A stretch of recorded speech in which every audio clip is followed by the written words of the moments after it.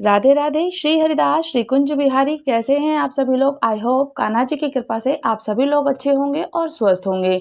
ओम नमो भगवते वासुदेवाय। पुरुषोत्तम भगवान की जय हो, पुरुषोत्तम मास की जय हो। पुरुषोत्तम मास, अधिक मास, मल मास, अध्याय 26। पुरुषोत्तम मास में श्री हरि नारायण का पूजन, भजन, यजन, कीर्तन और नाम की महिमा, तीर्थों का सेवन, गंगा जी का स्नान, अनंत पुण्य फल की प्राप्ति।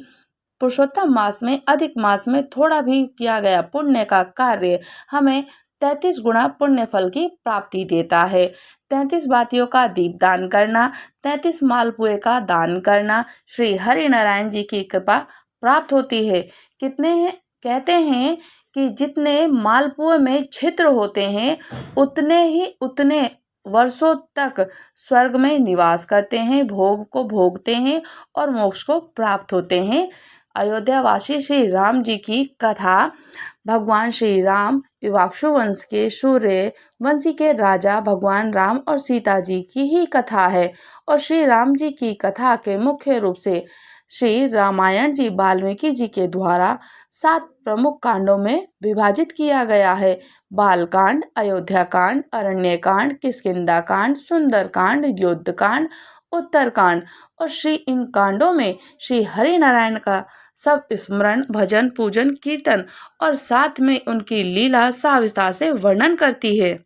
बालकांड में प्रभु राम जी के जन्म और उनके भाइयों भरत, लक्ष्मण, शत्रुघ्न जी के साथ में बचपन और विश्वामित्र जी की रक्षा, माता सीता जी के साथ उनका विवाह की कथा बताई गई है। और अयोध्या कांड में ये राम जी के जीवन का सबसे बड़ा मोड़ आया था। राजा दशरथ जी के द्वारा राम जी का अभिषेक, राज्य अभिषेक तय किया गया था, लेकिन माता कैकेयी ने अपने वरदान का उपयोग करते हुए भरत के लिए राजगद्दी और श्री राम जी के लिए 14 वर्षों का वनवास मांग लिया। पिता के वचन का मान रखने के लिए मर्यादा पुरुषोत्तम श्री राम जी ने खुशी खुशी वन जाने को चुन लिया कि हम वन चले जाएंगे।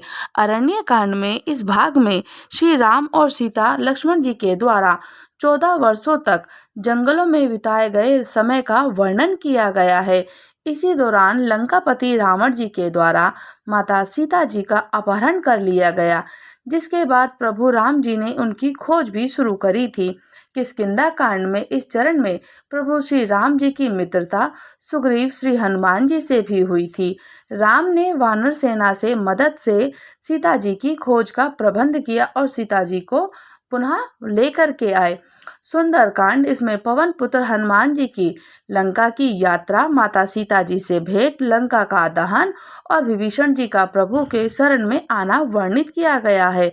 युद्ध कांड में यह लंका के युद्ध की कथा है। प्रभु राम जी ने अपनी वानर सेना के साथ मिलकर रावण के साथ विशाल सेना का नाश किया और रावण का वध कर माता सीता को मुक्त कराया। उत्तरकांड, रावण वध के पश्चात राम और सीता जी, लक्ष्मण जी अयोध्या लौटकर आए, जिसे दीपावली के रूप में मनाया जाता है। राम राज्य की स्थापना करी गई और इसे मुख्य रूप से स्थापित किया गया। अयोध्या लौटने पर उनका राज्य अभिषेक हुआ और उनके शासन, राम राज्य को आदर्श शासन के रूप में याद किया जाता है।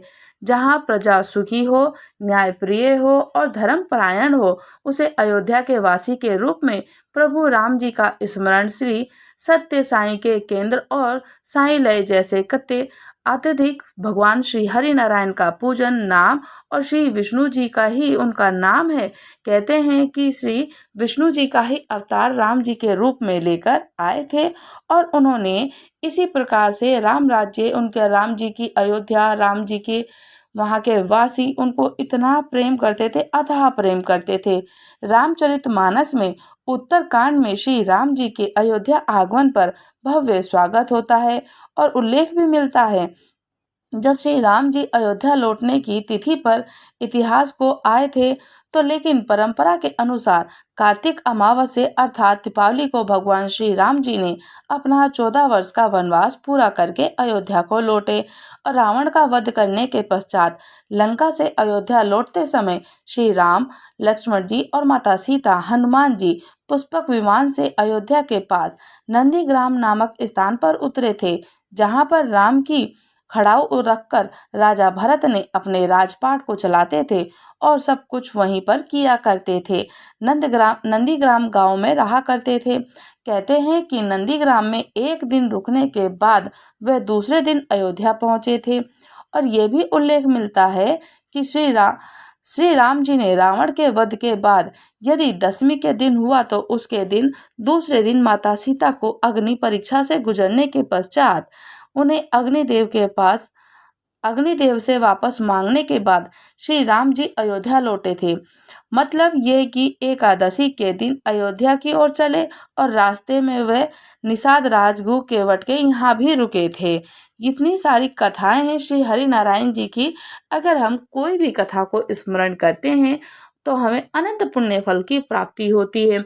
वाल्मीकि रामायण में कहा जाता है कि श्री राम जी का नंदीग्राम में भव्य स्वागत किया गया और उसी दौरान अयोध्या के सभी 8 मंत्री राजा दशरथ जी के 3 रानियां हाथी पर सवार होकर नंदीग्राम पहुंचे। उनके साथ अयोध्या के सभी नागरिक भी नंदीग्राम में ही पहुंच गए थे।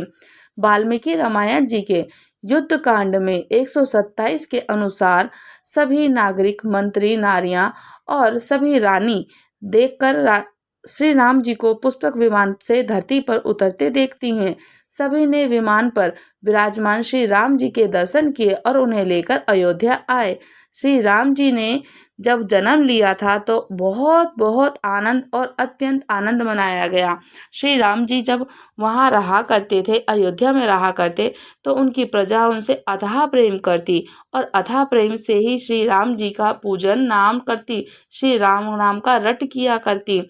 श्री राम जी के नाम का रट ही उनको अत्यंत प्रिय था और अत्यंत प्रिय के साथ ही श्री राम जी के नाम के साथ अयोध्या वासी जब उनको वनवास मिला तो अत्यंत अत्यंत दुखी हुए और राम जी को जाने से रोक रहे थे, किंतु वनवास का तो उन्होंने त्याग नहीं किया और वनवास को ही चले गए। श्री राम जी जब वनवास से पुनः लौटे तो अपने श्री हरि नारायण जी ने इतनी सुंदर लीलाएं करी थी और अनंत प्रकार की लीलाएं करी थी।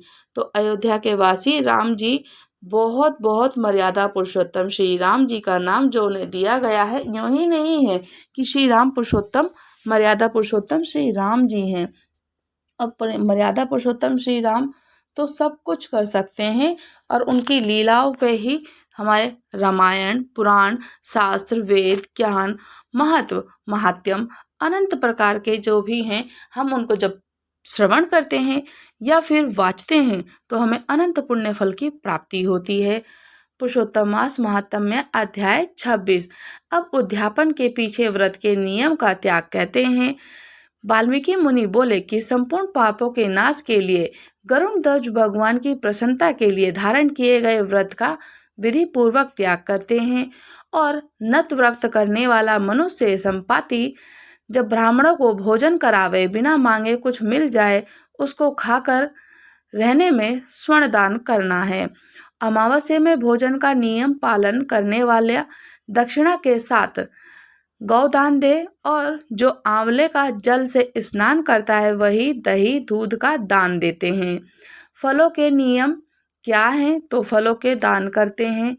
तेल का नियम क्या है तो तेल का नाम दान करते हैं, तेल छोड़ा जाता है। और समाप्ति में घृत का दान किया जाता है। घृत का नियम क्या है तो दूध का दान करते हैं।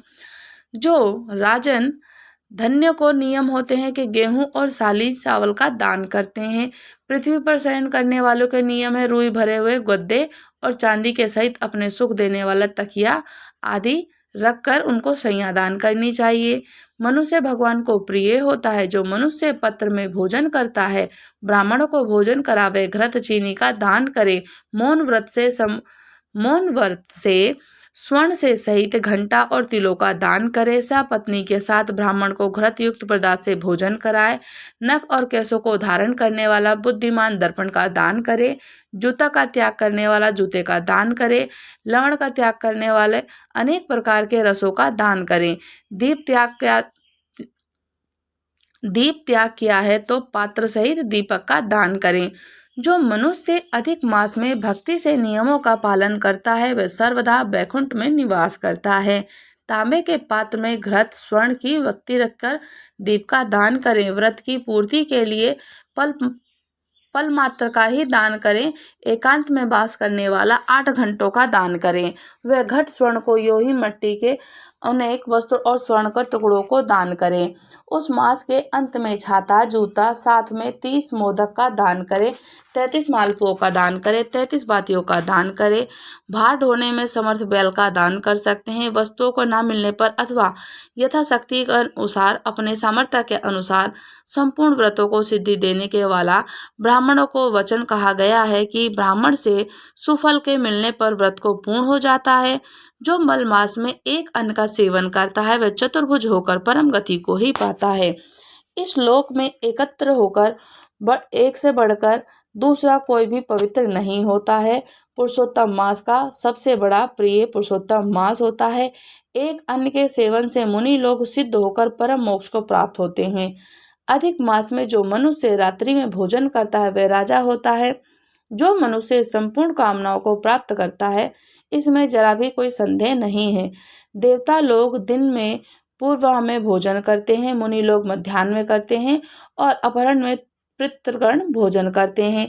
इसलिए अपने लिए भोजन का समय चतुर्थ पहर कहा जाता है।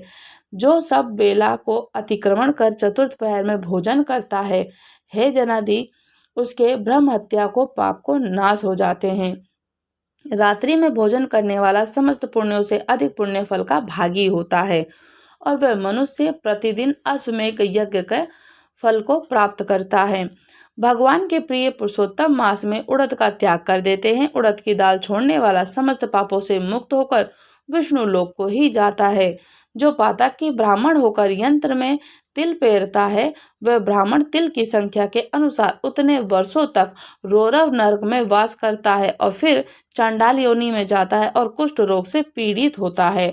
ब्राह्मण जो तिल की संख्या के अनुसार उतने वर्ष तक ब्राह्मण होकर के भी यंत्र में तिल पेरता हो अगर, तो उसको इतने सारे दुख मिलते हैं चंडाल की योनि, और जितने तिल के तेल होते हैं, जितने तिल के दाने होते हैं, उतने ही नरक में पड़ना पड़ता है। जो मनुष्य शुक्ल और कृष्ण पक्ष की एकादशी तिथि में उपवास करता है वह मनुष्य चतुर्भुज हो गरुड़ पर बैठकर बैकुंठ लोक को जाता है और देवताओं से पूजित अप्सराओं से सेवित होता है। एकादशी व्रत करने वाला दशमी और द्वादशी के दिन एक बार भोजन करता है।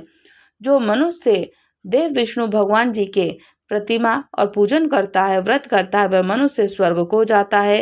राजन, सर्वदा भक्ति से कुशा का मुट्ठा धारण करता है, कुश मुट्ठी का त्याग ना करे। और जो मनुष्य कुशा से मल मूत्र कफ रुधिर को साफ करता है वह विष्ठा में कृप योनि में जाकर वास करता है। कुशा अत्यंत पवित्र को कहा गया है और कुशा के बिना क्रिया व्यर्थ कही गई है, क्योंकि कुशा के मूल भाग में ब्रह्मा, मध्य भाग में जनार्दन वास करते हैं और कुशा के अग्रभाग में महादेव जी वास करते हैं।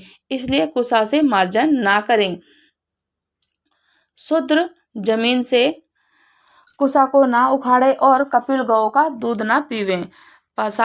पलाश के पत्र में भोजन ना करें, प्रणव मंत्र का उच्चारण ना करें, यज्ञ का बचा हुआ अन्न ना भोजन करें, शूद्र कुशा के आसन पर ना बैठें, जनेऊ को धारण ना करें, वैदिक क्रिया को ना करें। यदि विधि का त्याग कर मन माना काम करते हैं तो शूद्र अपने पितरों के सहित नरक में डूब जाता है। 14 इंद्र तक नरक में पड़ जाता है, फिर मुर्गा, सूकर, बानर योनि में जाता है। इसलिए शूद्र हमेशा प्रणव का त्याग करते हैं। शूद्र ब्राह्मणों को नमस्कार करने से नष्ट हो जाते हैं। हे महाराज, इतना करने से व्रत परिपूर्ण कहा है। अथवा ब्राह्मणों की दक्षिणा न देने से मनुष्य नरक के भागी होते हैं। व्रत में विघ्न होने पर अंधा और कोढ़ी होते हैं। मनुष्य में श्रेष्ठ मनुष्य पृथ्वी के देवता ब्राह्मणों के वचन से स्वर्ग को जाते हैं। इसलिए कल्याण को चाहने वाला बुद्धिमान मनुष्य उन ब्राह्मणों के वचनों का उल्लंघन ना करे। यदि मैंने उत्तम कल्याण को करने वाला, पापों को नाश करने वाला, उत्तम फल को देने वाला, माधव भगवान और पुरुषोत्तम भगवान को प्रसन्न करने वाले, मन को प्रसन्न करने वाला धर्म का रहस्य कहा है तो इसका नित्य पाठ करो। राजन, जो इसको हमेशा सुनता है, पढ़ता है, वाचता है, वह उत्तम लोक को जाता है, जहाँ पर योगीश्वर हरि भगवान वास करते हैं। तो बोले पुरुषोत्तम भगवान की जय हो, पुरुषोत्तम मास की जय हो, श्री लक्ष्मी नारायण भगवान की जय हो। राधे राधे। श्री हरिदास श्री कुंज बिहारी। अगर आप लोग हमारे चैनल पर नए हैं तो चैनल को लाइक शेयर सब्सक्राइब करना बिल्कुल ना भूलें और मुझे कमेंट्स करके ज़रूर बताइएगा कि आप लोगों को कथा कैसी लगी। राधे राधे। श्री हरिदास।